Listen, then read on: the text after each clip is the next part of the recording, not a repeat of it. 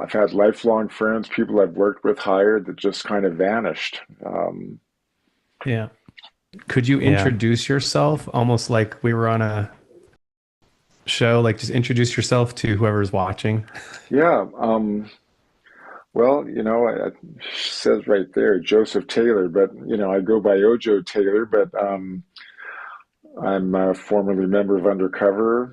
I guess still member of Undercover, but we're not active that much. But co-founder of Broken Records and Brainstorm Artists with Gene Eugene, and then after all that, became a overeducated myself by accident and became a music professor at James Madison University, just outside of D.C. in Virginia. And I'm So Stephen Wesley Guiles, and I grew up in the church. I grew up watching Undercover in youth group in Redlands, California. I was involved with reality rock. John Smaby, who I still text on the regular basis and see in real life at least a couple times a year. And I was actually on Brainstorm for a short period of time in one of my bands called Push Start Wagon. I don't know if you were still with the label at that point. It was like 94, maybe. yeah, I got Somewhere. out in January of '95.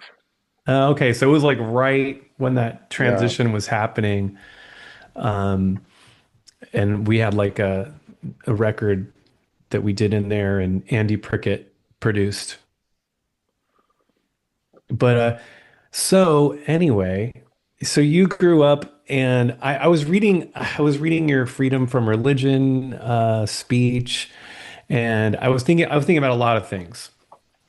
I was today, I don't know, I think I saw like a the Us Kids and they posted like some vinyl, and it showed the God Rules record and I pulled up God Rules. I have those words live rent free in my brain because I listened to that album so many times. And that song, I saw that sign. And I one of my questions might be like, what is it like hearing your older music now? And I'm sure I can have some things to say about that for my songs too. But when you hear like that record or Boys and Girls Renounce the World or something like that, what does that feel like? Or Yeah, there's a lot of ways I could think about that or answer it, but what came to mind is like, so I got five kids, and I have a filing cabinet with all of their artwork from when they were in kindergarten, first grade, second grade, and they're all adults now with their own families. And but they were here a couple weeks ago, and I pulled out some of this artwork, and I'm showing it to them, and we're all, ooh, wow, that's so cute. And it's kind of like that, It's like that music. Even though I don't hold on to that belief system anymore, I don't dismiss the music. It's part of my path. It was part of my journey. It's part of my history. It's kind of like, okay, well, that's the work that I did when I was in kindergarten, so to speak. So it's it's a little tricky when we actually play a concert. There's some songs that I cannot listen to, or just we can't play them live because they're so uh, different than It's like I wouldn't display that publicly either. But yeah, that's kind of how I think about it. But um, I love all that old stuff. Just for what it meant at that time, and I extend myself a little kindness and the hmm. understanding that I was just at the very, very beginning of I guess a spiritual journey, if you want to call it that, and I'm not there anymore. But how about you? Yeah, it's interesting because on this record, there are songs that I wrote 20 years ago. Not a lot of them. There's songs that I wrote. There was one called Cosmic Soda Machine, and the song is me like asking like, is God just this machine that we stick quarters into to get what we want?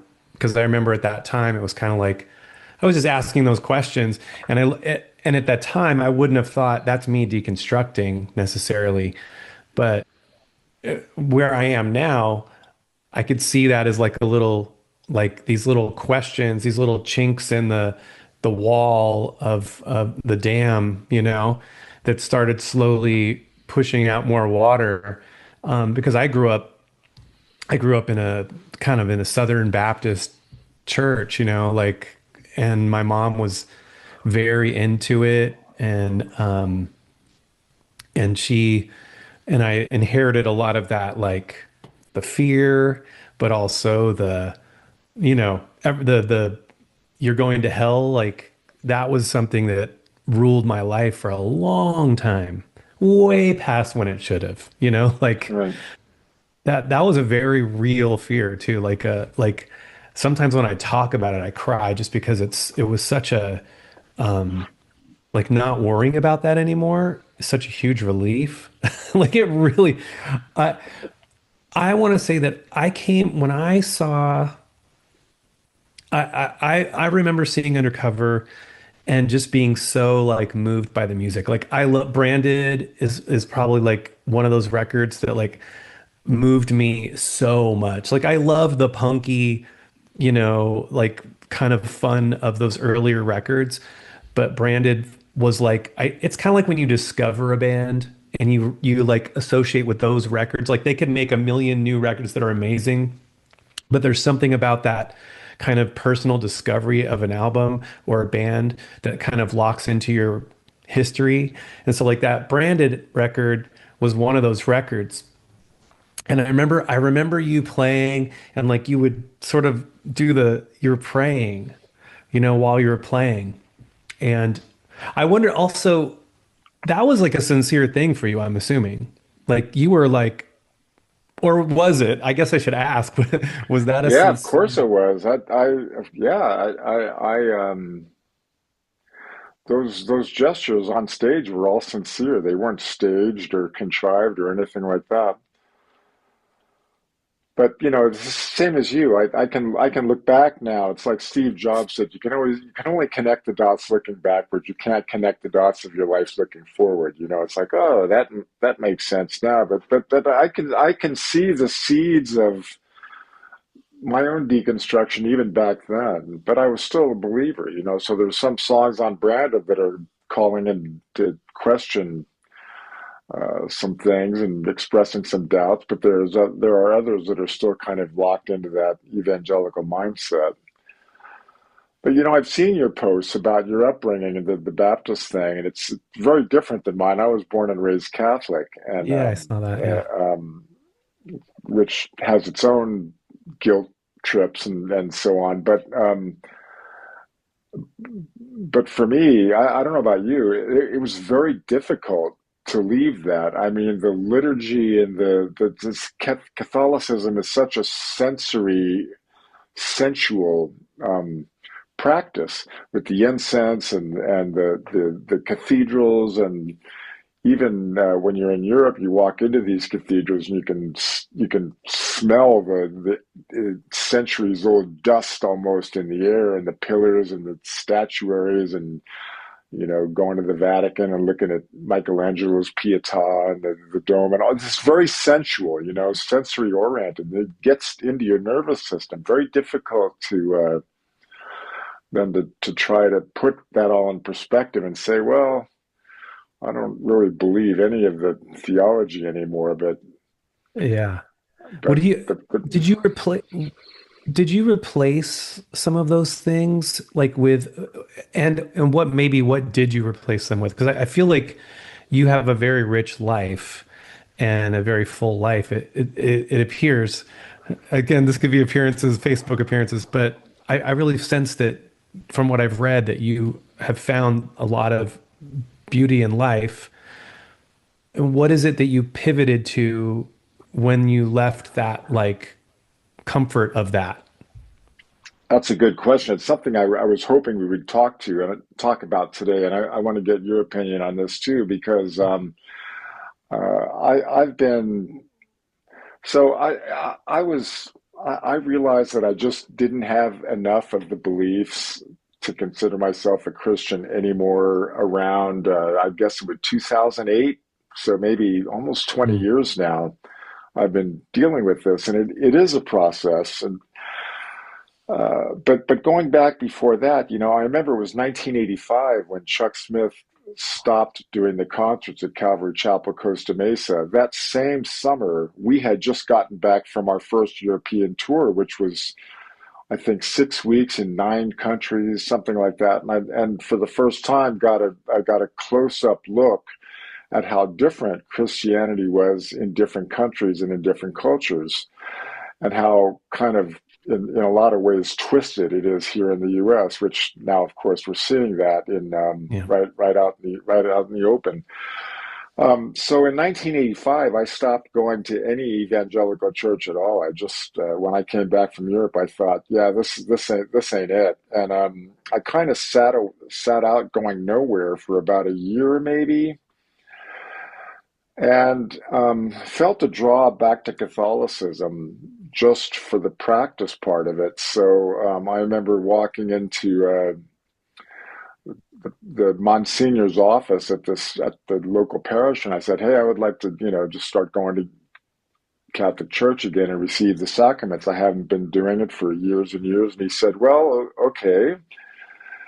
You can do that. And I said, but I got to tell you, there's some of the doctrines I just don't believe. And I wonder if that's going to get in my way. And he said, well, like what? And I would tell him, well, the Immaculate Conception and some of the teachings on hell and heaven and purgatory and baptism. And a lot of that stuff I don't believe. He says, let me go consult with, he goes in the back and consults with his superior, the bishop or somebody. And he comes out like 10 minutes later, he says, we'll allow you, we can allow you back into the church as long as you promise to stay open to these beliefs. And Mm. I thought, well, okay, that's fair. And I agreed, and so began going back to Catholic Church. And then, so around 2008, when I did finally ditch it all, and this is kind of, I'd like to hear your perspective. There's a part of me that really wanted to lash out and be angry and vocal about,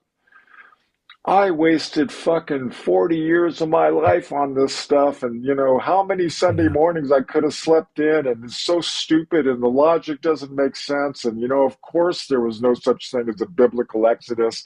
There were not millions of Jewish slaves. And when I was doing all this reading and stuff, and I really um, put it out there, and maybe that was good for some people, that get them to acknowledge, hey, it's okay to It vocally freaked me question. out. It freaked me the fuck out. It freaked a lot of people out, including Smaby, by the way, who gave me a lot of grief for this, and still does to this day. But I think that was an important step for me. Mhm. I'm at the point now, getting now to the meat of your question of where what my, I guess, spiritual evolution. I started my blog because I was getting a lot of the same questions from Christians. Well, if then how, if you don't believe, then how did the world start? And well, what happens after we die? And are you saying that there's no accountability for the evil in the world? And all these questions that I kept getting over and over. So I just started the blog. And once I feel like I got all those answers out, I just kind of stopped. And I'm at the place now where if anybody asks me what I believe or why I don't believe this, that, or the other thing, I'm more than happy to tell them. But I also don't consider it my job or responsibility to try to convert or deconvert anybody to or from anything. Yeah. I'll speak my opinion if I'm asked, but um, I don't feel like I need to vomit it out like I did in the early days. Yeah. But again, to your point, I guess I consider myself these days, and have been for some time. This is another whole story, but more of I guess, a secular Buddhist. I've had a Mm. meditation practice for years and years and years, and that started where when I began playing guitar for the Sufis in Charlottesville, Virginia, and did that at their dances of universal peace up and down the coast there. And it's beautiful practice, and it kind of brought me back to the idea of a practice rather than theology or doctrine or Mm. things that you have to believe, but to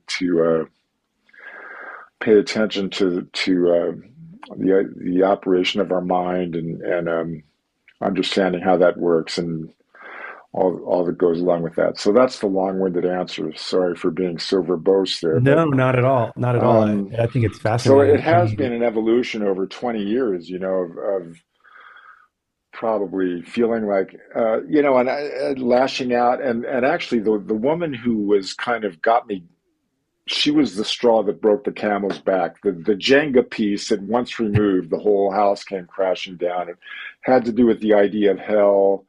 And once I admitted to her, well, gosh, I really don't believe. I can't believe in that stuff.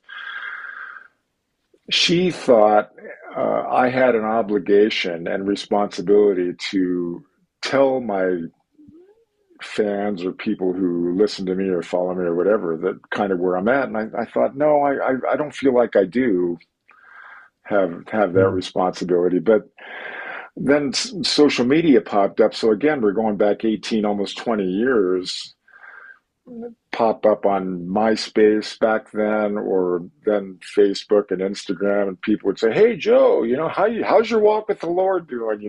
Where are you at these days?" And well, okay, I can either ignore the question, or I can lie, or I can tell the truth, and the answer was obvious to me. So I just start speaking out, and that just pissed people off a little bit, little by little, and so anyway, there's that. How about you? What's your version of how that worked Yeah, out? I mean, well, I, boy, I started my process in 2015. Like I would say actively deconstructing when the election cycle was revving up, and I was like, what is going on?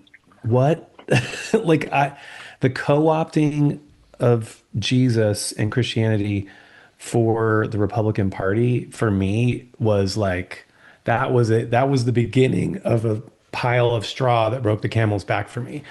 I'd had questions. My kids were asking questions. Like my son, I remember we were driving in the car and I don't know, I was talking about something. I was probably saying some sort of Christian-y kind of thing. And he said, I just don't believe in God like you do, Dad. And I'm like, what? Like I was kind of taken aback. Like I really thought all the kids in the house were kind of like, we're on board with this belief system. And to hear that like that really didn't hold for them was kind of shook my world, and so and it was a combination of that and feeling so uncomfortable with what Christianity had become or was becoming in the United States, at least. And that co-opting and that anointing of like my best friend from high school, who we were Max and Henry on the reality. I don't know if you remember this stupid skit thing that was on Reality Rock. There's this thing called Max and Henry, and we were these like nerds, and we would introduce some shows. Like we would open up some shows for people where we would do our little skit.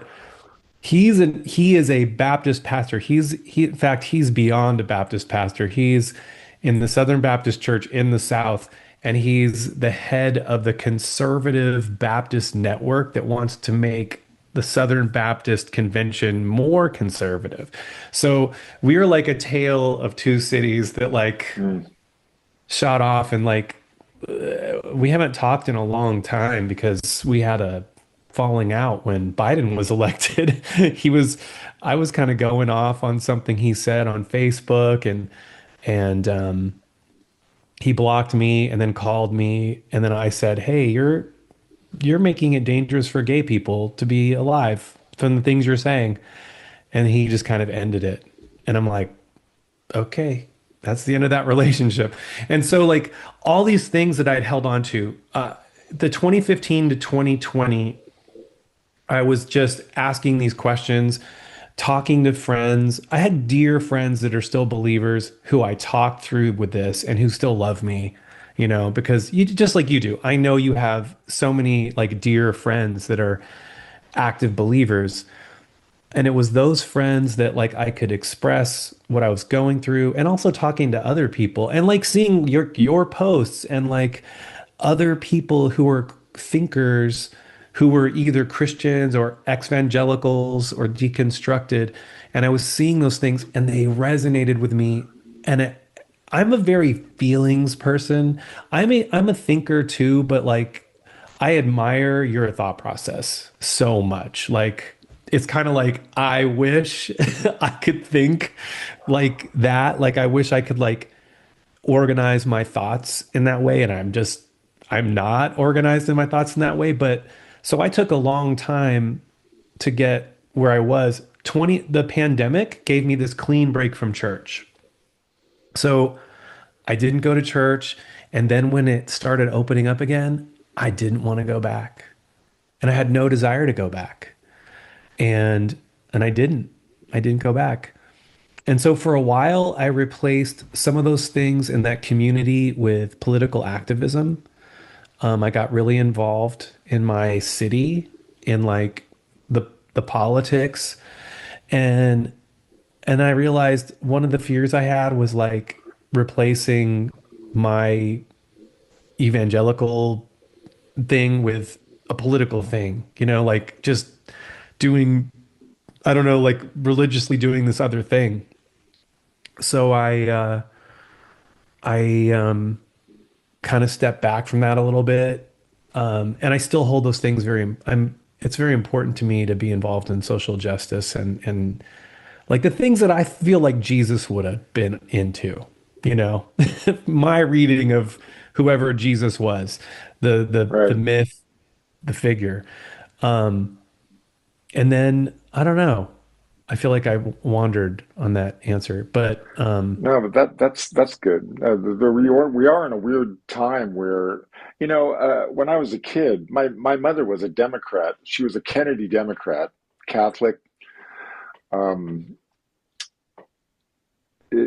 she was my mother was Italian, so that whole culture, the Catholic culture, was deeply embedded. There was no divorce was out of the question, and all these Catholic teachings. But my father converted to Catholicism when they got married, and he was a Republican. But that never caused any problem in my house. I vaguely remember a couple of conversations around election time where my father kind of liked Barry Goldwater, and my mom was like, "What?" It's my mother kind of ridiculed Gerald Ford, but she died when she was young, and then my dad went on to become a Fox News watching Trump supporter. And but so back in those days when I was a kid, you could have a Democrat and a Republican coexist, and it just didn't come up. You could really kind of share a lot of the same values. I don't see that that's true today. It's like you said that um, yeah, in my mind, there's a real disconnect between what the Bible teaches, its Sermon on the Mount, the Beatitudes, versus what we're hearing in political arena. And people will say, "Yeah, well, it's the private sector's job to do all that, not government's." To which I say, well, if you're really believing your religion's founder, you would do anything using any means necessary, government or otherwise, to make sure immigrants are protected and poor people are fed and clothed and housed. And yeah, you wouldn't. yeah. But anyway, we don't need to go down that road. But today, there's the collision of politics and values. I think that where the again people are so closely identified and have mixed their politics and religion that it's just it's It's so unfortunate. weird. It is. Yeah, It's so yeah, unfortunate. And I do have. dear friends who are like horrified by the way the country has gone, and and which I love them, and it doesn't make me want to go back to church either, but it does give me a little hope. Oh, I do see the world right now and our government. It's so just feels so disturbing, on so many levels. I guess I'm encouraged that we're all aware and everyone's communicating about it. Like it's not, I don't feel like it's this like same as like a Nazi Germany. I do think there are parallels for sure, but I think the way that we're all kind of meta aware of it's not going to be that necessary. I certainly hope not. Yeah, you're right. That's a whole other conversation. Well, well, yeah. Well, history will judge this era Yeah, one yeah, way or another. yeah, yeah. So We were I don't alive. know. Yeah, Um, I'm gonna speak up, and I want to speak up in ways that do not. I'm a firm believer in the idea that beliefs should be criticized and should be fair game for analysis and critique. yeah. Some people cross the line and start calling people names. Rather than saying, "Oh, well, you're a racist," I would rather say something like, "Well, that idea is racist, or that practice, or that behavior is racist." But to call someone racist, I don't know if they are racist or not. I know that what you just said is a Was racist a racist statement, for thing. Yeah, example, yeah, yeah, but when it gets into name calling, I kind of check out.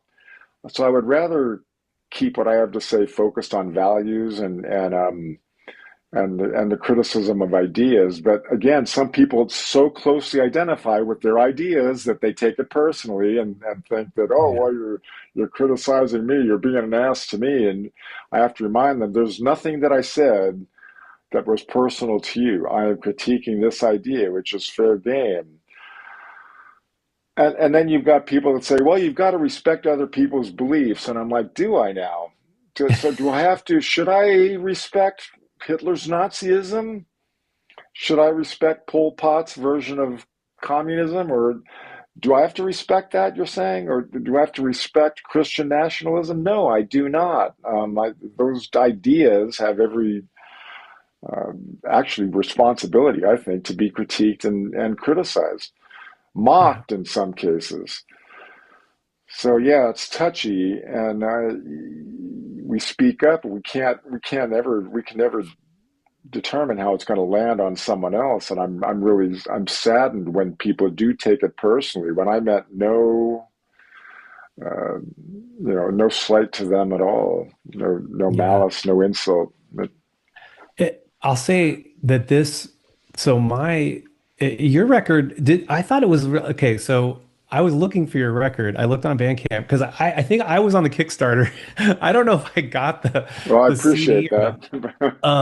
But I was like re-listening to some of it, and I saw Bandcamp has like one song like active right now.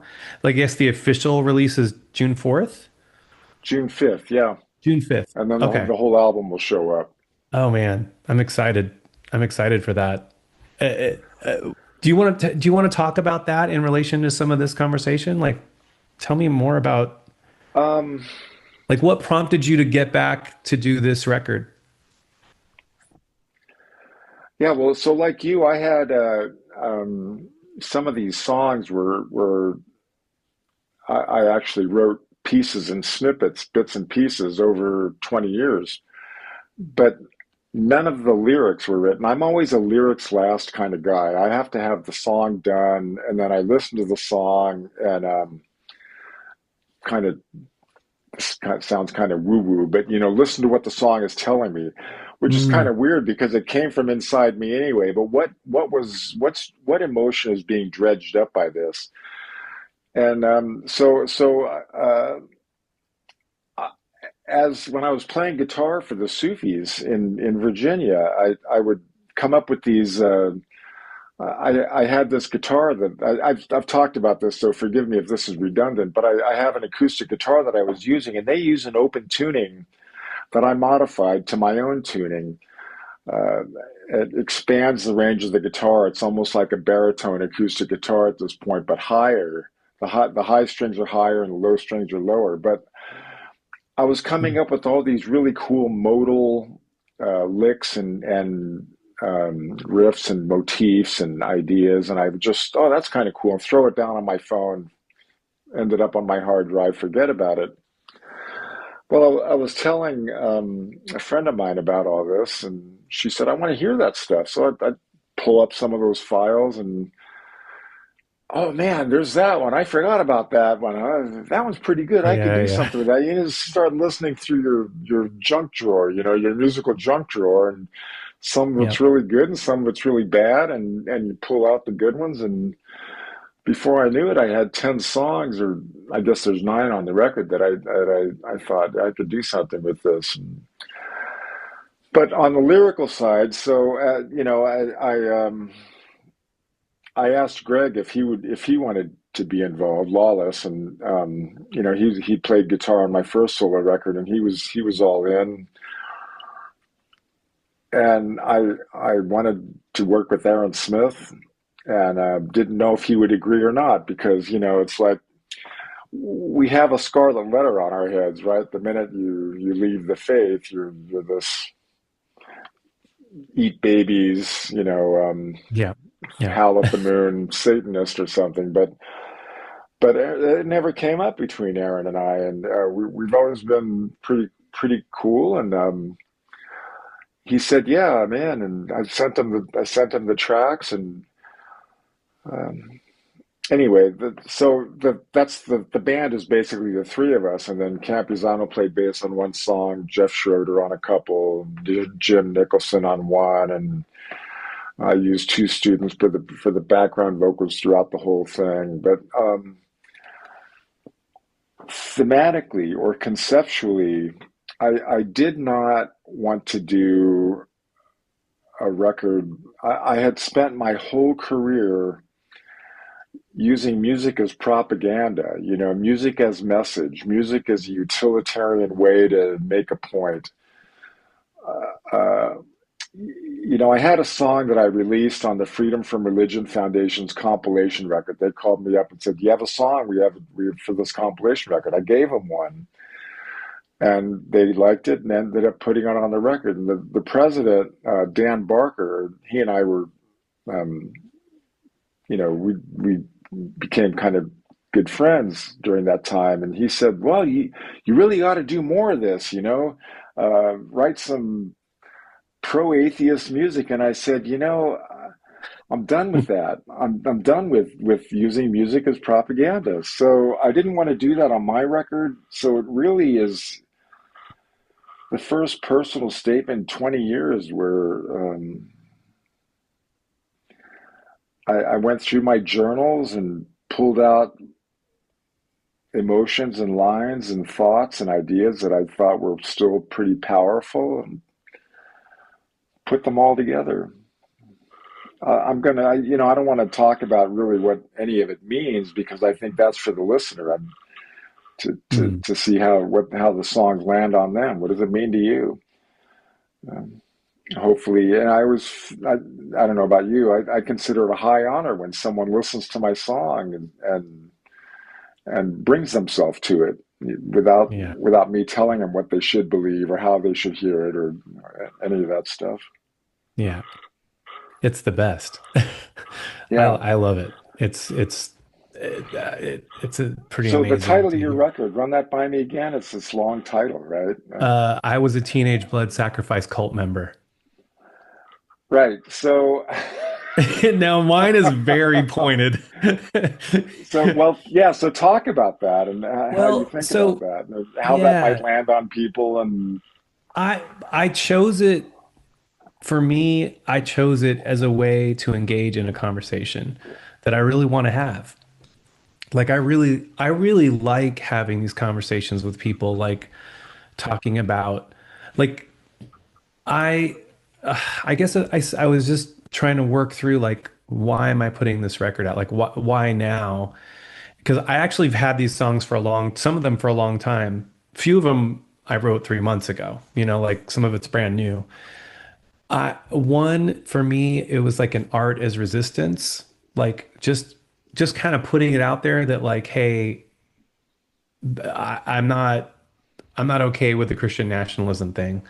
And I want to just, for people that are coming out of that or feeling some way about it, like they don't feel alone. I felt alone. I felt so isolated for like a period of time. Like I felt like I was floating in space with nothing, like just unmoored. It was a very disconcerting feeling when I first was like really leaving my faith and had nothing. I didn't know where I was going to like latch on. It was just empty space. So it was like terrifying, honestly, Right. because Yeah. I honestly, if I was following what my mind was telling me, I couldn't believe this anymore, but I didn't know where that was taking me.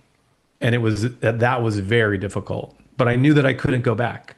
I knew I couldn't un, I couldn't shove that thought back in. So so for me, that song is like definitely a centerpiece of the album. It's it's me looking at church, and it's almost sung like a youth group song, like you're singing at a campfire. And it talks about the fact that like I remember when I first started understanding the irony of the church accusing other religions of being cults. Because everything that we every accusation was a confession. Like like we're looking at like I don't know, like witches chanting and doing spells. And I'm like, we're doing spells. We were doing incantations. We were praying. We were talking to a spirit so that that spirit would do something. Mm. We were doing blood. Our whole religion was based on blood sacrifice. Like the things that we were afraid Satanists were doing, which they weren't doing. There weren't a bunch of Satanists out there bloodletting animals and people and doing blood pentagram. I mean, I'm there sure there were a couple nutsos out there that were doing something like that, but all those things that I used to like think about other religious groups, our religious group was doing, and so that tribalism, like my tribe is right, my interpretation of the Bible is right, and like all the other ones are kind of like, yeah, Right. Catholic, you were really out there. Mormons were like way out there, you know. And I just think it's so funny now. Like I can look back on that, and this song, that is part of what this record has, is me seeing that, and like I'm okay. Like I can like look back and I can sort of laugh at it. I can appreciate some of it. Like I absolutely some of my posts are talking about things I loved about being in church. I loved corporate worship. I thought that was great. I get that same corporate worship listening to Radiohead. Like I listen to OK Computer or In Rainbows or like one of those records, and it puts me in the same state as that repetitive worship song. So I wanted to like let people know, like one, I can look back and sort of laugh at myself and some of those things that I believed. And I'm trying to do it in a way too that's not laughing at people that are in it. Like not to mock someone that's in church, because I don't know. I think if it helps you be a good person in the way you interact with the world, then I am happy for you, really and truly. I just for me, it was harmful for me. It hurt me, like, and it wasn't like, the church did anything. It wasn't like people in the church were horrible to me or I was abused physically. Like, and I know that kind of stuff has all happened too. I know there's been a great deal of abuse within the church and it attracts abusers, and that's a whole side thing. But for me, it was the theology, it was the beliefs, it was the the concept of eternal damnation. It was the concept of I was a rotten to the core. That 77s, oh my God, they're so good. I love him, man. He's such a great writer. That you're rotten to the core. And I really believe that about myself, that I was rotten to the core.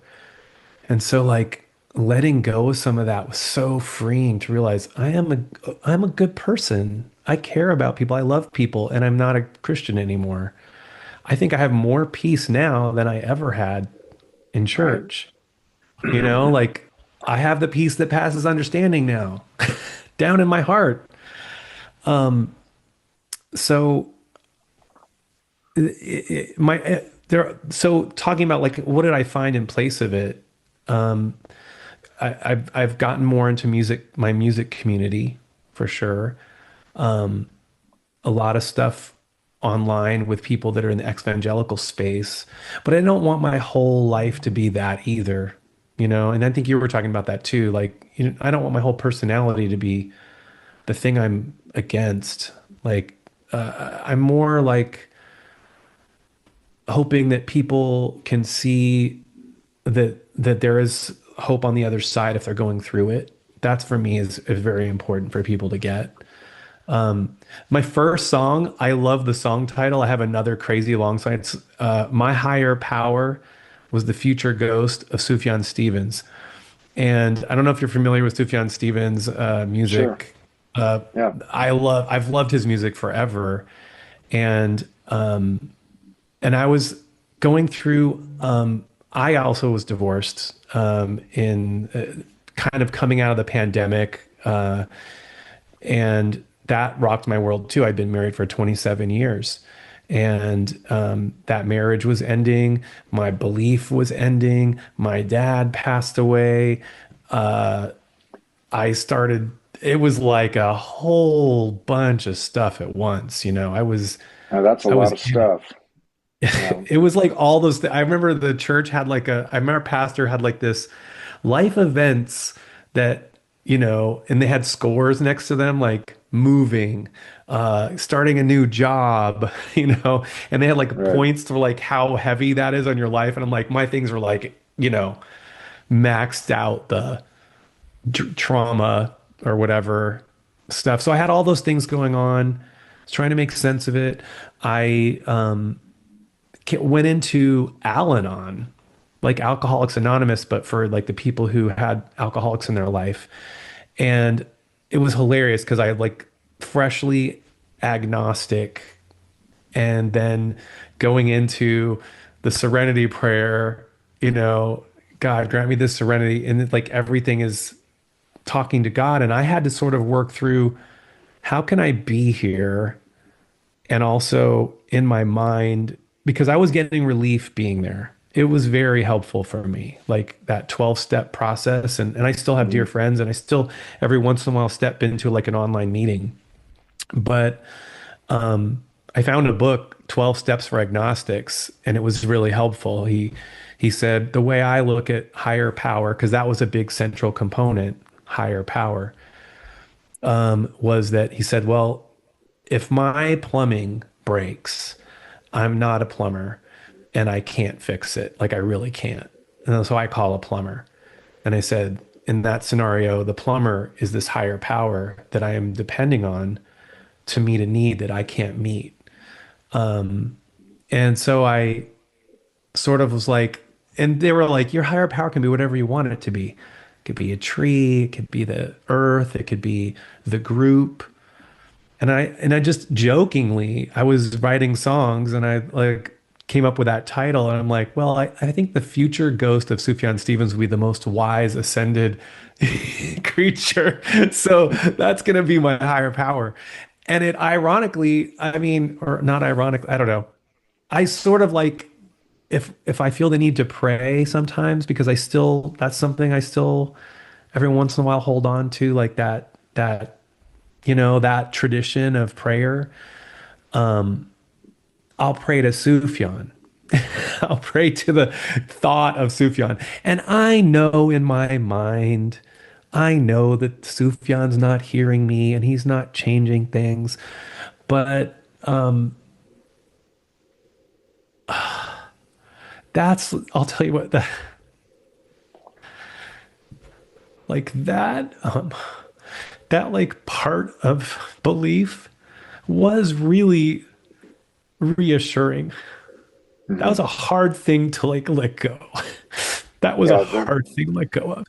That like I can just give this up to God, and it'll be okay. And what I've discovered is that like a lot of times things are okay and it's random and I don't have control over it. And so I'm okay with the fact that I don't know one, the mystery of things. But two, I'm okay with like a little bit of that fantasy. I guess, like I, because I get it. I get it. I get why people latch to that, Sorry. So, no, that's all good. I mean, I said this in my Freedom from Religion Foundation speech. I don't know if it's in the version that you can read because that was an edited version, but I think it's very hard for people. One reason it is very hard for people to let go of even things that they may not believe anymore, but they still have to hold on, is because you have to replace their whole worldview is tied up in this theology, and to let that go. Now what's going to be my worldview? What is now the foundation of my morals and ethics? What are all these things that this feeling of that I need to pray, or gratitude, for example? And you do enter into kind of a no man's land because you come to a place, I think, where, okay, I can no longer believe this, that, and the other thing. It doesn't make any ethical sense. Or if the religion makes some objective claims, which are actually scientific claims, meaning, did the children of Israel, 2 million people strong, wander around this small patch of desert for 40 years and 40 nights? Well, we know that never happened. It could not happen. It did not happen. There's books written on the archaeological evidence and all this stuff. It's an objective claim that is certainly not true. Same with the worldwide flood. And then you go through the whole thing where believers have to rationalize what they believe. But I don't want to go down that bunny trail. What I'm trying to say is that once you abandon all of that, you have to construct a new worldview. What now is yeah, my basis of emotion and ethics and my relationships, and what do I do with these supremely human needs to relate to the cosmos and the larger view of things? For me, it's like prayer. The song "May It Be So." It's the one song on my record that I made public. It's a prayer, but yeah, but yeah, there's no in no way is it appealing to a superpower, a deity out there that I'm asking to alter the laws of physics on my behalf for even these beneficial reasons. The one thing that I have found useful in my practice of Buddhism, secular Buddhism, or meditation, whatever you want to call it, mindfulness, there's all kinds of words for it, is the idea that meditation, really a lot of it is training your mind to accept reality, what is and what we cannot change, how things mm, are unjust or evil or beautiful and mysterious, awe-inspiring, to take those things and not react to them in ways that are counterproductive to us. So to appreciate mystery and awe, and if fear mm, or terror or despair shows up, oh, that's interesting.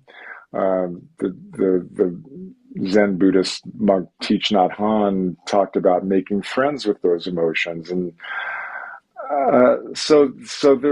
there are other worldviews that um, actually predate Christianity that have dealt with the need to pray, the overwhelming sense of gratitude that we have, and how we respond to those, and how that then turns into compassion. You talked about being a more loving person since you've changed your belief system, and I find that to be true for myself also. I just feel like I'm a better person, and it's uh, you know that I was listening to Sam Harris last night. I think he said that the life of self-examined life is one insult after another, because you're looking at yourself and you realize areas where you need to improve or want to improve or become a better person.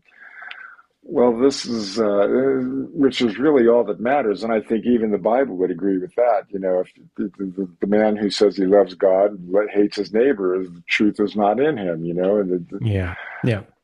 two commandments: love God with your whole heart, your whole mind, your whole soul, your whole strength, and the second is love your neighbor as yourself. But you can't say that you love God unless you love your neighbor. So really, it all comes down to that: how we relate to the people in our world. And so the goal of increasing compassion and empathy Yeah. without sacrificing our own self-respect or our own boundaries, without letting ourselves get run over, I think has been the focus of my practice for a long time. And it's now to the point where, and I don't know if this is a universal thing or if you'll find yourself going down this path or not, but when I'm on the receiving end of Christian theology that wants to be judgmental or send me to hell or anything like that, it's like it's hardly even interesting to me. Not only does it not even register, like you, I was afraid when I first found myself deconstructing. I remember praying, "Oh God, be gentle with me because I think I might be an atheist." And I thought, well, that's kind of funny. I'm praying to the God I don't believe in, but do I believe in, well, if I'm wrong, and so there was a lot of fear around, well, Yeah. certainly don't want to go to hell. Those are powerful motivators. Yeah. Um, but Yeah. but I'm to the point where I no more think about or worry about or have any stress or anxiety about what the Bible says about the eternal fate of my soul than anyone else Yeah. would about the Hindu or the Muslim condemnation to hell that they would be faced with if they were, But so it really is a rebuilding of worldview that's possible, and it's better Yeah. because one criticism that I might have is that Christianity looks out there, praying out there, and hoping for some outcome where a more mindful approach looks in here and looks at my relationship to what's real and the way life actually is, Yeah. rather than, okay, if I'm, God forbid, you're diagnosed with cancer. Oh God, please take away my cancer. We're trusting God for a healing. Your answer is out there. Where a more mindful approach might be, well, okay, I have this reality now, and how am I going to navigate it and relate to it and respond to it, and so on and so forth. But I know I saw we're your taking one turns being long-winded, but no, no, no. We're trading turns on long-winded. Uh you said I don't know if there's like a way you phrase it, but basically your religion, your belief system is love. That's what I got from reading your the interview. And I mean, I think that is definitely something I, I'm drawn to love for sure. Like that draws me. it's I our used to basic attribute all these nature. things to God. It's our fundamental basic nature as human beings. Yeah. That's all right. Go Yeah. ahead. No, no, no. And that's I remember okay, church for me in 2020 and 2021 was listening to the Sarah Silverman podcast. I don't know if you're familiar with her. She's a Sure. comedian. Yeah. She's I love her. I just love her. And like 10 years ago, me would have been horrified that I was listening to that. But me now, I like having grace for myself, being gentle with myself, forgiving myself, not feeling guilty about things that are normal human feelings, and trying, there's a lot of things I loved about the theology of Christianity. I love redemption. I love the concept of redemption. I don't know if that's that wasn't created, I don't believe, by Christianity. I love the returning. I love the forgiveness. I love that like desire to bring to connect and to heal, you know, relationships. I don't think that's unique to Christianity at this point in my life. I understand that, but that's the framework I was raised in, and that's how I understood the world. Like it Right. all, like you couldn't be a good person if you weren't a Christian. That I really, really thought that you couldn't have a good life and that you couldn't be genuinely like show love. It was such a twisted way of thinking. I knew all these people that were so cool, like these arts and music, because I was a musician even in high school. And I had this, like, I remember this kid, his name was Ben, and he was like a punk kid, and he had like circle jerks and suicidal tendency. Like he had all these, like, it was like, oh, so scary, like in my song, I referenced being afraid of Nine Inch Nails because I remember seeing like the Jane's Addiction album cover and how freaky that was, like I had so much fear, and now I can see all that stuff more with curiosity and like as in a freedom of expression, like there's stuff that I know there's stuff that's harmful and that isn't good that's in some of those worlds, but so is there also harm in telling people they're going to burn in hell for eternity. Oh my gosh. So, yeah, I'm rambling. Yeah, well, I mean, there's harmful stuff everywhere. It's not just Yeah. harmful stuff outside of Christianity. We wouldn't take us a New York minute to go down the shopping list of evil within Christianity as well. But all right, all that aside, let's take the purity of beliefs. I think this is actually kind of a paradox for me that there are people along a continuum of I don't know what you would call it. Let's call it a compassionate or loving Christianity, a loving belief system. And on one side, maybe you've got the super judgmental, everyone's going to hell, Westboro Baptists, and all those folks. And then Mhm. along this continuum, you've got, or maybe it's not a continuum, maybe it's more like a mesh, a network of all these different religions. But there are much more open, progressive Christians who acknowledge that love is love, that immigrants should, all of that stuff, and yet they still hold on to a Christian worldview. Great, as you said, as long as this is helping you become a better person and navigate your way through the world in ways that are healthy for and good, life giving for others. I would have no problem with that at all. And yet here we are, and I've ditched certain theological ideas just because I cannot believe them, and I will never believe them again. You can't go back. You cannot make yourself believe something that you know is not true. Yeah. Or Yeah. and for those things that we don't know are not true, okay, I can be agnostic about those. But a lot of the claims of Christianity are not that. They're objective, hard, fast claims. But I have friends, people on this record that said, "Well, I don't know what I believe, but I know I believe in something." Great, they're good people. And then there's people that have ditched faith altogether, and yet somehow I'm a bad person for that. Somehow I'm immoral or Right. unethical, or I feel a lot like the same person at my yes, core. I know I've definitely changed. I know I was way more judgmental and way more black and white. but I feel like the core of who I am hasn't drastically changed. Like, I was a heart on my sleeve kind of person most of my life. I was a like friendly, kind person most of my life. If anything, I've become a little less kind to some kinds of to some people. Like, and maybe that's age. Like, I don't have as many fucks to give about stupid, like you're saying, like if someone throws a wall of scripture at me, I just don't even read. I just glaze out. I'm like, I cannot be bothered to read this because I understand what you're doing. I understand what you're saying. And like, I think there was someone in your post and I was like, I'm sorry. I was very dismissive.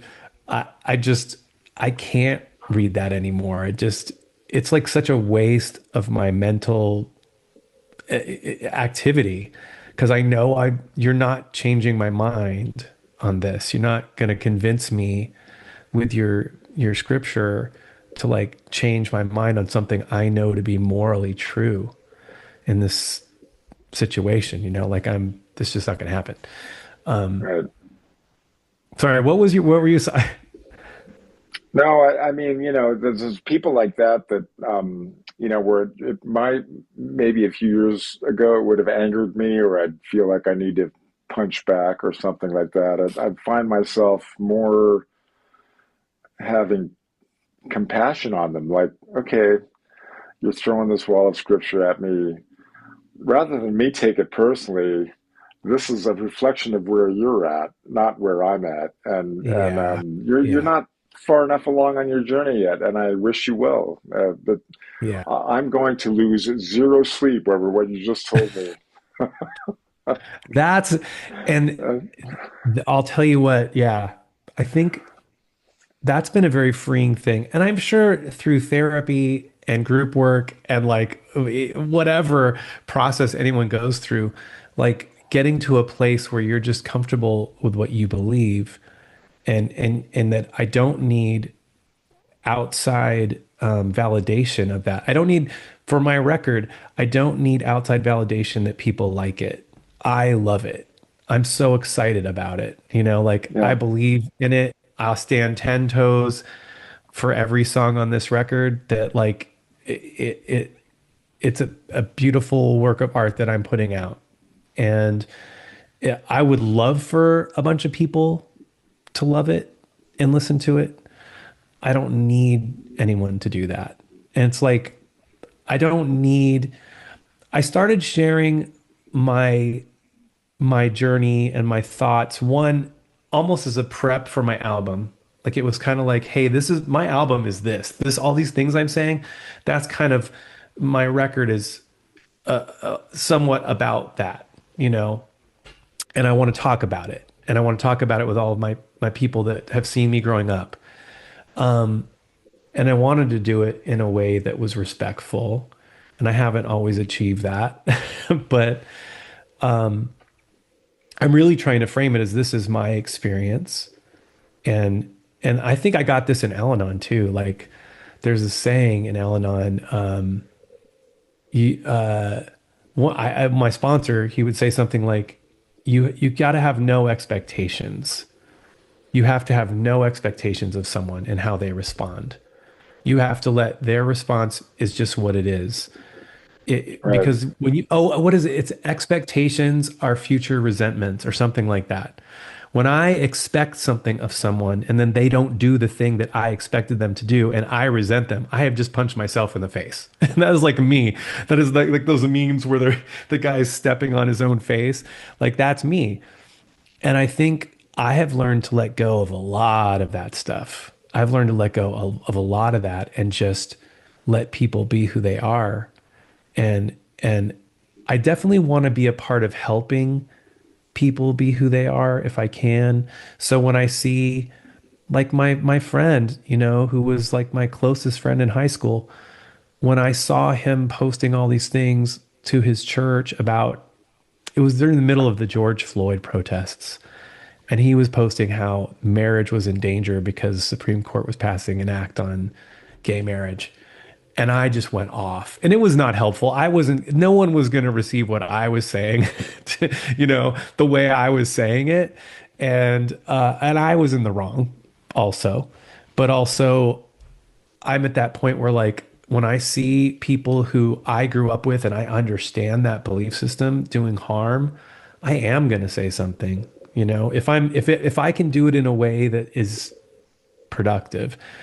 I know that social media in general, you're just never changing anyone's mind. But I sometimes I do it so that the people that are affected can see it too, you know? So my friends that are gay, or trans or any other marginalized group can see that, like, there is someone that cares and is standing there, like, and I know I can't prevent everything and stop everything, but when I do say something, that's part of my thought in saying it. Like, I want someone to know that there's someone that cares and isn't just like letting this. It's kind of like you're in a locker room with a bunch of guys and they're talking about women really inappropriately. Right. And I could be the one that says, "Hey, that's not cool. Don't talk about don't talk about Susie like that," or whatever. Like, that's not okay. As opposed to, like, just letting it slide and being awkwardly, like, laughing. Like, I think I'm more at that phase where I'm comfortable being the person that makes it a little uncomfortable in Now, some situations. let me back up a little bit to what you said about social media changing people's minds, because I hear that a lot from people, and, well, you're not going to change my mind, you're not changing anyone's mind, so why don't you just be quiet? I think that argument is one way that people try to get us to shut up. Yeah. I think there's some value in speaking, whether you're going to change someone's mind or not. And I think it moves the Overton window, so to speak. Like when I was Yeah. younger, I didn't know any atheists, at least anyone that would admit to being an atheist, because if Right.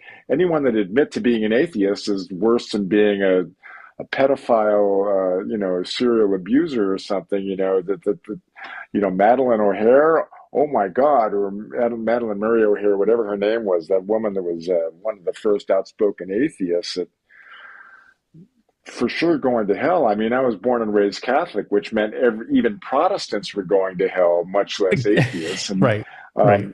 so I had to readjust my thinking on all that. But now with social media, we're finding out that I think there's value in, number one, finding out that, oh, there's other people that believe like me, or rather, there's other people that have the same doubts that I do, or, oh, Yeah. I'm not alone in my, Yeah. I can't accept this crap, or hell, whatever the issue is. I think we're helping, whether we change someone's mind or not. We shore up we provide a community for people that might be like us. And for those that aren't like us, that get angry at us or something, okay, no argument with you. You have your path. Good luck on it. I hope it makes you a better person. So I don't know. I think there's value in speaking, just in And speaking. that's why that exactly. I think there's the contradiction of, like, you're probably not going to change people's opinions, but also I think for me, hearing you say what you said really helped push, and it was uncomfortable for me to hear it.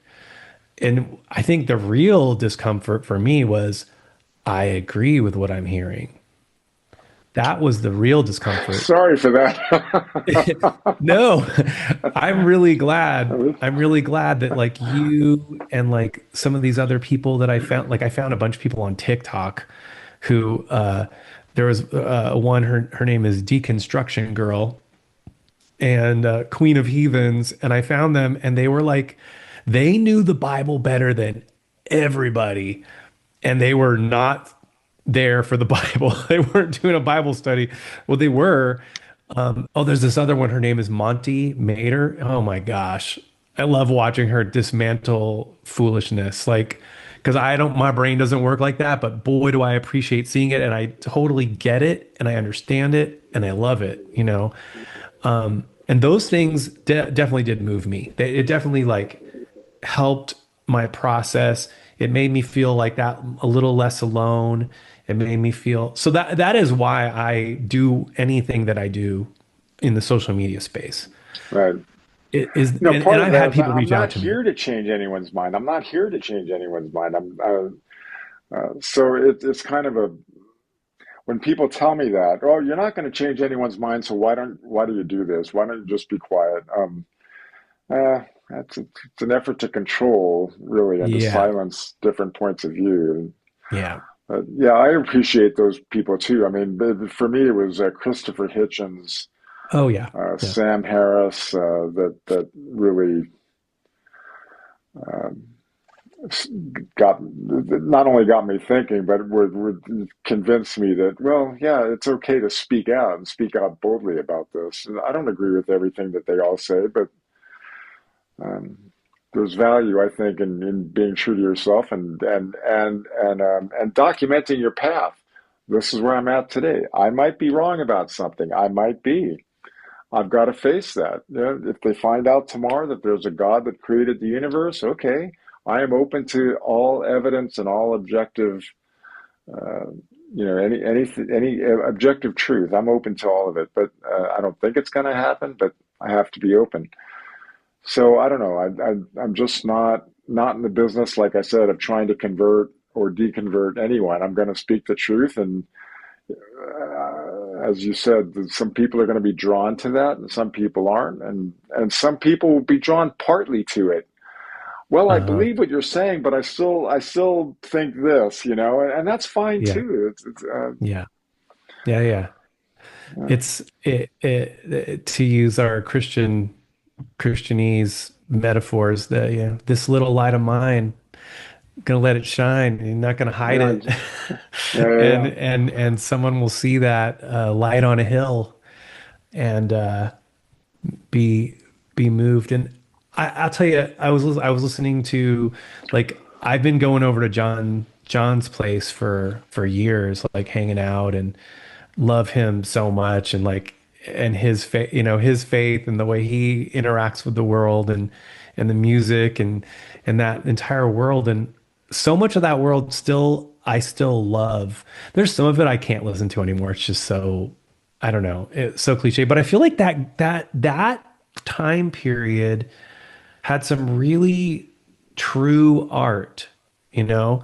Like it was creative and it was like it was coming from a lens of people who were in church, and like they were coming from that, but it was something transcendent above that, beyond that, Mhm. like, and which is what connects me to all great art and music, I think, like, which is why I have a spiritual sensation listening to Radiohead and I know there's like physiological things we can talk about like the drum beat and how that matches with your heart and what it does to your mind when a repetitive pattern is repeating, but also just some of the beauty of that creation, like there's so many records. I mean, there are so many records from that time period that I still can listen to and just love, like just they're so cool. And really Sure. that little that you know, the choir and the 77s and Undercover and I still even like I like the Altar Boys was tough. Like I really like the Altar Boys too, but it was like really I went back and listened to it. I'm like, oh my gosh, it's so, like God Rules or something, like it had like that God Rules thing, but like Hearts Lost in Nowhere and like Gut Level Music, like I was like really I love those, like those songs were like such a part of my like I some of it is just that historical part of my history and I don't want to throw it all out. Like I'm not wanting to throw that all away. You said in the very beginning, I think, like that's a part of who I am. It made me who I am. It's given me the compassion and empathy I have for people that are in it, who are leaving it, for the people that are just in it and still feel called to be in the church, like I don't know, like I do I really identify with your love being the overarching connector, you know? Like that is for sure. If I have anything, it's like, let it be love. You know, I had a song on my last record and it's like, if I succeed in anything, let it be love. That's my hope. I hope I can succeed in loving my friends and those around me and the people that I encounter, that they would feel loved, you know, like they would feel understood, or else that they'd feel like, I don't know, if it's someone that's horrible, that they would be like, dude, you know, if they're No, I being, think that's spot on. I think you can't go wrong with that. that's, I feel like, and I feel like most of the people I know that are Christians that still really hold to that at their core, when they tell me they're praying for me, like, I think that would have offended me at a certain point. Like, I'd be like, don't pray for me, you know? Now I really take it as it's like a positive intention, you know, like if I say I'm sending you good vibes or sending you love, you know, I try to receive it in that way now. Like Mhm. when someone tells me they're praying for me or you know, like I'll take that in the way that I'm going to assume best intentions as often as I can. Yeah, I think that's smart too. Sometimes they mean that as a drive-by, Yeah. and sometimes they don't. But it's not my job to deal with their motivations. How this lands on me is up to me. And like you, so I've got five kids, and they're all adults, and they've all got their own families, as I said. But they are all across the spectrum, politically and religiously. I mean, I've got one son who's I guess you would call him still an evangelical, although he doesn't go to church. I've got one son who is a devout traditional Catholic. I mean, Mass and Latin, the whole 9 yards. I've got a couple that are just, well, I kind of believe in something spiritual but not religious, and I've got one son who was atheist long before I was, his whole life, never believed any of it. But my Catholic son drops that on me too. Dad, I just want you to know that I'm praying for you. And I know he doesn't mean any, it's all good, and he says, I hope you're not offended by that. So again, there's this misperception of what being an atheist actually means. And I don't know if you consider yourself that or not, but I do. We could go into the ontology of the word and all that stuff, but I'm an unbeliever. Uh, Yeah, that's what I am. but I do not take, this idea that, oh, I'm gonna melt and go up in smoke if you tell me you're praying for me, if I sprinkle holy water on you or something. But I'll Yeah. take all of the good juju I can get from wherever it comes. Yep. Yep. That's something I love about this too. That's something I love about being at this place in my life is that, like, before, my ability to receive love was limited, I think. I think it was limited by the belief system kind of choked it off Yes, to a very yes, like narrow, and now it's so much wider and I can receive it in so many different ways and I can find joy in so many different things. I love that. I love that about where I am now. Like yeah. That's my experience also. it's beautiful, you know, and I wish that on everyone. I wish that on everyone, not against their will, but Right. but I wish that for them. Well, Well, we've been at it for a while here. yeah, we have. Um, I think that's pretty good. Okay, I have one more question. yeah. What was your first record that you ever got? First concert you went to? I heard this on a podcast, and it's a great question. The post-punk hard. Well, so my mother was only 18 when I was born, and she had a brother who was 8 years younger than her, so was only 10 years older than me. And I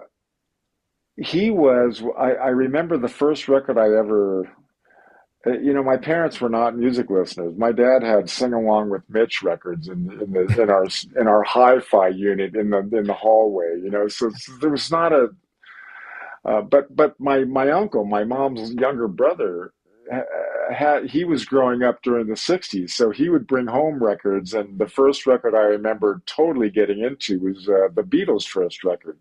Oh, I was like wow. That's great. 5 years old, but I actually sang "Don't Bother Me" for a talent show in like second grade or something. I don't know. But that's the first record I ever had, and then it was the Beatles all the way through Abbey Road that just But I had Motown. I was never a big Elvis fan when I was a kid. Came to that later. It was mostly about the '60s, and um, I saw Led Zeppelin live. But my first concert was actually Yes, Oh, wow. and Rick Wakeman wearing his cape, and that be me being a keyboard player. Rick Wakeman totally changed my world. So I went deep down that bunny trail and rabbit hole, and so yeah. But That's cool. I have a music degree, and this is getting back to your thing with Radiohead. For me, uh, I was listening to for 5 or 6 years, because I didn't have an undergrad degree in music, so I had to make up all those lower division courses to even get into the upper division courses that I had to take before I could even enter the master's degree, which then was Yeah. another whole couple of years of music studies. So it was pretty intensive. But I was listening to all kinds of stuff, and a lot of it was in the German language. So the text didn't, things like Bach, who was a very religious person, he was a Lutheran, and he was writing cantatas and passions, and they were all scripturally based. Same with Handel. So I was listening to a lot of that stuff, but it's always the music itself for some reason, the harmony, the movement of voices, and where those harmonic changes would take you, and that really just had a super profound mystical inward impact on me, and so it was with my record Behold, this new one that's just about to come out on streaming services. That there are, before I had even written a word of lyric, I'm like, oh my God, this guitar part is killing me. And I would come up with this guitar part and not be able to even function for 2 days because it hurts in my heart listening to this guitar part. So music for me always had that kind of transcendent, to use your word. It's a mystery. That's all I can say. I don't know why it happens, but it goes deep inside me, and it moves my tectonic plates in ways that I cannot articulate. So the record had to come out. It just, whether one person bought it or 100 or 1,000, I don't care. It's the record had to be done because it was work that I needed to do for myself, lyrics that I needed to write, things that I needed to express. And one of the things I'm happiest about is that my most recent musical statement is not an Undercover record that came out 20 years ago, or 30 years ago. So Yeah. it's a more current picture of my landscape, I guess. That's awesome. That's great. Yeah. I'm excited for you. I'm excited for that record too, man. I And I can't and wait. I for you too. I can't wait to hear yours. And you were up here mixing your record, right down the road here. I'm up in the Pacific Northwest, but yeah, looking forward to hearing it, and I hope that you get out of it what you hoped in terms of dialogue and interaction with other people and those conversations.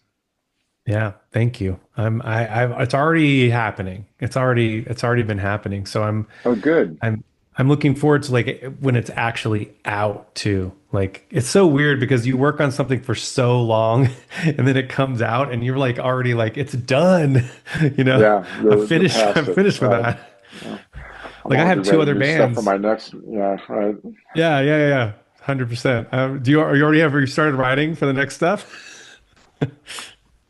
Yeah, I'm already roughing out some new stuff. We'll see where it goes. It's awesome. Well, Well, I'm thank excited you. to see where this goes too. Maybe generate some conversation, or Ah, that'd be great. I hope so. so edit it as you see fit. I don't know. It's long, so maybe I don't know. You'll figure it out. But chapters Yeah, I'll or just probably do one thing where I just dump the whole entire conversation and then I'll do like snippets. reels. I'll do Yeah, like that's cool. snippets. Yeah, I'll do some snippets for sure. Nice. Well, thanks for this. All And right. then, Well, listen, we can do this anytime if you think of anything else that we should talk oh about. my gosh. Okay, yeah, I would love to. Uh, Yes, for sure. Hey, can you send me a link to your recording? I'm curious how it sounds on your side. I want to hear what do you like mean on my side? how you're because did you record or did you not? Well, I recorded my parts here in this room, including my lead vocals. But Aaron recorded his drums in Nashville in his home studio. Oh, that's Greg worked at his home. Jeff Schroeder, Eric Campuzano, everyone worked in their own place, and then using different audio workstations too. So Aaron was using Pro Tools. I'm using Logic. Uh, Chris Colbert actually got all the wave files and compiled them, and so yeah, it was kind of a first record I've done, full record that was like all a over the complete place. digital universe. Yeah, I did that and with we never. everyone that plays additional parts on my record. I have a friend in South Korea who arranged all the strings and keyboard stuff and sent that to me. And then I have a friend who's a piano synth player and he did it all like in GarageBand. He's an insane player. He's like really, really good. And he Mhm. gave me this really great stuff. I sent you a link. You should check it out. I actually sent you the record. Yeah, I got that. I have 10 grandkids, and it's like I had two birthday Uh-huh. I parties understand. this I know you had weekend, the so party this and has been everything. Plus, you swamped. got an And yeah, album but I coming out. will. It's like I want to when I listen to something, I want to make sure it gets my full attention. I want to sit down and listen to it in good headphones, Yeah. without distraction. So I appreciate that. I absolutely will listen to it and give it its due. Well, you have a And great I'll send you a day. disco link also, with the you should be able to access the full record of. Oh, Is that what nice. you were Oh, wondering? Just yeah. an No. online Well, link? okay. Actually, I was actually wondering the recording of this Zoom. Oh. Yeah, I'll send you that through WeTransfer because it's probably going to Okay. be a Yeah. big Send me that big too. I file. have like what I recorded and I'll Yeah, see how so that send came me out. give me your email address in Messenger or something, Okay. and then I'll send it as soon as it's done. Zoom does a processing thing, but I'll get an email in an hour or so saying it's ready. And Yeah. Okay. Uh, there we go. I got it. Sent. Okay, cool. Dude, thanks for talking. I really appreciate it. I can't even tell you what it means. It's cool. Like, you were like a hero for me as a kid, and you became sort of a different kind of hero as I went. And I'm not like, I promise you, you're not on like a weird pedestal or anything. Like, I really, it's weird because I definitely feel like a peer. Though I think you have like so Yeah, much. you are. It's just it's so maybe there's an age difference, and I got to speak out a little bit before you did. But the point is, we speak out, and then Yeah. we all stand on the shoulders of giants. Maybe that's another way of saying it. And Yeah. there are people that will hear you and get strengthened by it, and in turn speak out, Yeah. or write Well, songs or whatever they I do. appreciate that so much. Thank Yeah. you for doing your part and for your music too. Thanks for it's so encouraging to see people just still doing their art, like because they really believe in it and it's a part of them and it's like Yeah, I mean, for me, like, what else am I going to do? I've been a musician my whole life, and I've been lucky this way that I had a full-time gig doing teaching music and songwriting and stuff. And so, yeah, it's been a good ride. But anyway, well, thank you for your time and great fun. Totally. yeah, I mean maybe we'll talk again later this summer Yeah, when both of these up for things it. are out. That'd be great. Totally up for it. Thanks, All Joe. right, I'll send you an email soon. Okay. All right, Peace. thanks, Steve. See you. Bye.